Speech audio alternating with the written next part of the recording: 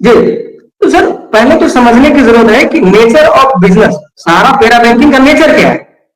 Nature तो यही है ना कि अगर कोई इन्वेस्टर हमारे पास आता है और बोलता है कि हमारा ये सर्टिफिकेट आप रख लीजिए, हमको नया वाला इन्वेस्टमेंट में अगर डालना है, हमको रिन्यू कराना, तो हुआ। लेकिन किसी भी कस्टमर के मर्जी के बिना तो कुछ नहीं हुआ। री इन्वेस्टमेंट या रिन्यूअल होता है तो आप कस्टमर के इंटरेस्ट से ही होता है, बिना इंटरेस्ट का नहीं होता है।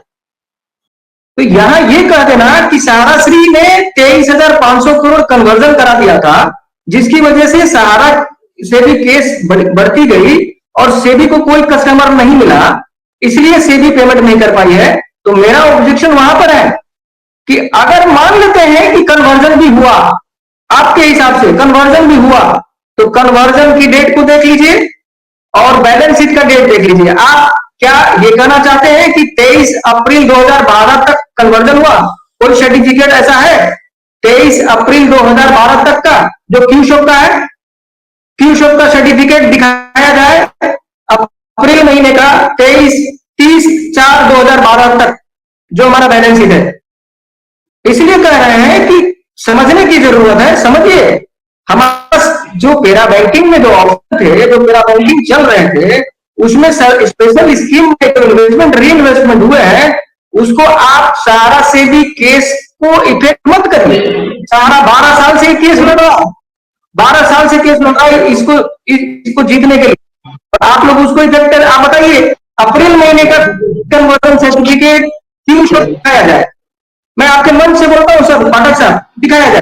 चतुर्वेदी साहब को बोलिए दिखाए।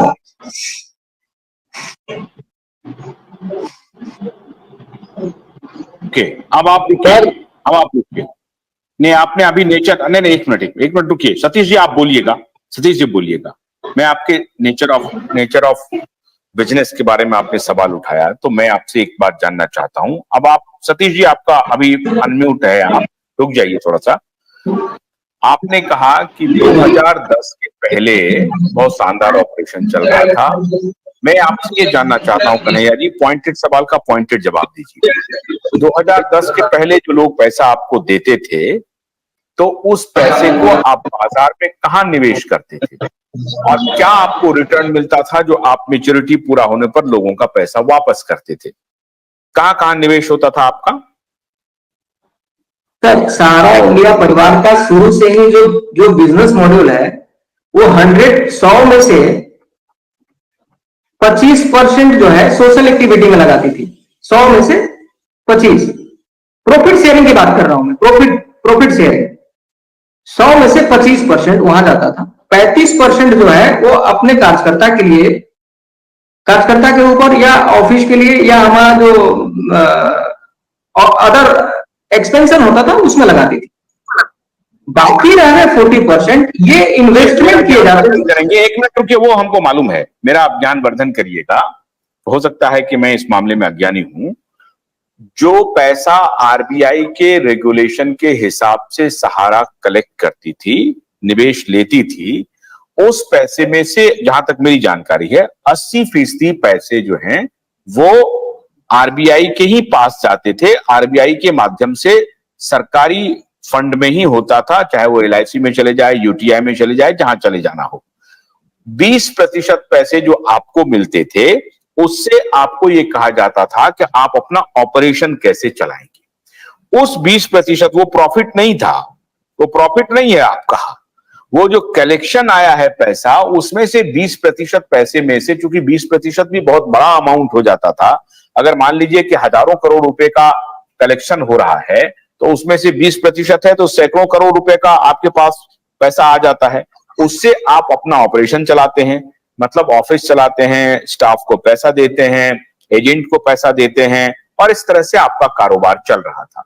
लेकिन जब 2007-8 में आरबीआई ने आपको कहा कि नहीं साहब, इसमें हमको कुछ गड़बड़ी दिख रही है, आप इस पैसे को, जो अभी तक आपने पैसा लिया था उसका ब्यौरा दिया 73,000 करोड़ रुपया, उसको आप इंटरेस्ट के साथ, उसका एक डेडलाइन दिया, 2015 तक आपको वापस करना है।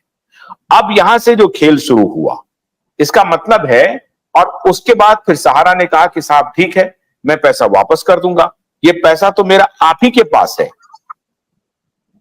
और उस वक्त के फाइनेंस मिनिस्टर को एक प्रकार से कहा कि आप वो पैसा मुझे दे दीजिए, हम दे देंगे। और जो बहुत ज्यादा पैसे थे वो सरकार के ही पास थे, आरबीआई, यूटीआई, आप जिस किसी में कह लें, जिस मद में भी जमा हो। फिर सरकार ने पैसा दिया कि नहीं दिया, गॉड नोज। लेकिन सरकार ने, सहारा ने कहा कि ठीक है, जैसे जैसे आप मुझे पैसा देंगे मैं वापस कर दूंगा। अब मैं यही जानना चाहता हूं कि 2010 के बाद ये नया तिकड़म शुरू हो गया, ये रियल एस्टेट का मामला आ गया, फिर रियल एस्टेट में भी आप पैसा कलेक्ट कर रहे थे, उसके बाद आप चले गए सेबी के पास। सेबी आपके पास तो आई नहीं थी, आप गए थे सेबी के पास। सेबी आपके पास आप गए आईपीओ लाने के लिए। आईपीओ लाने के लिए जब सेबी ने आपसे कागजात मांगे, उस वक्त सेबी ने पकड़ा, करे ये क्या चल रहा है, ये क्या गड़बड़ी चल रही है। तब आपको सेबी ने पॉइंट आउट किया कि ये गलती है, आप उसको दुरुस्त कीजिए, इस पर आप आईपीओ नहीं ला सकते हैं। अब उस पर फिर सहारा ने कहा कि नहीं, आपका परव्यू ही नहीं है, हम तो मिनिस्ट्री ऑफ कॉर्पोरेट अफेयर्स के तहत काम कर रहे हैं, हम क्रेडिट सोसाइटी के तहत काम कर रहे हैं, ये आप देख ही नहीं सकते हैं, हम तो रेगुलेटरी अथॉरिटी के तहत काम कर रहे हैं। फिर यहां से मामला चला और फिर कोर्ट ने बाद में जाकर के कंफर्म कर दिया कि नहीं, सेबी एक रेगुलेटरी अथॉरिटी है और जो कुछ भी आपका ऑपरेशन चल रहा है उसकी तहकीकात करने की जिम्मेदारी, अकाउंटेबिलिटी सेबी की है। अब यहां से मामला बदला है। अब यही हम कह रहे हैं कि जब इसका मतलब है कि सहारा इसके पहले जो कार्य कर रही थी उसकी गड़बड़ियों को ठीक करने के बजाय बार बार गलती करती चली गई। और आप जो ये कह रहे हैं कि सहारा ने कहा कि नहीं, कन्वर्जन हमने नहीं किया है, लगभग अभी तक जितने हमारे पास कमेंट्स आ रहे हैं, सारे कमेंट्स कह रहे हैं कि 90% नहीं,